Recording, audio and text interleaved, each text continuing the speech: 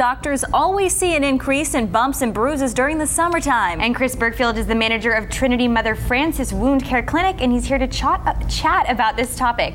Okay, so what does wound care actually entail? What is this? Well, we see all kinds of wounds. We treat pressure ulcers, venous ulcers. We also treat non-healing surgical wounds, wounds from injuries or accidents, which we see a little bit more of lately.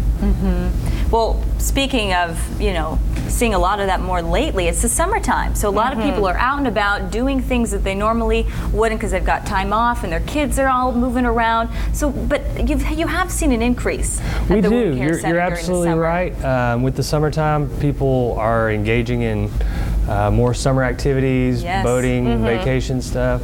So we do see a little bit more injuries, and with the temperature, skin is a little more likely to break down a little bit. Absolutely. And so when do you know if you're supposed to go to like the wound care clinic or the ER? That's a good question. How do you make that? Well, that is a good question. The wound care is non-emergent, so when in doubt, go to the ER. So the wound care usually is more follow-up, so maybe you went to the ER for a cut or an injury and they could treat it, and then you would follow up with the outpatient wound care. It's an outpatient facility, so it's non-emergent. Okay.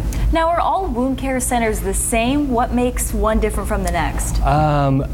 They're different. We recently got an accreditation from UHMS. This is Underwater Hyperbaric Medical Society, and they're the only accrediting body for hyperbaric facilities. And they come down and do a survey and inspect the facility and make sure it reaches a level of care and a standard of documentation. And you have to apply, and once they've completed their inspection and you get awarded the accreditation, there's only 163 accredited facilities in the United States, so we're proud to be a part of that elite group.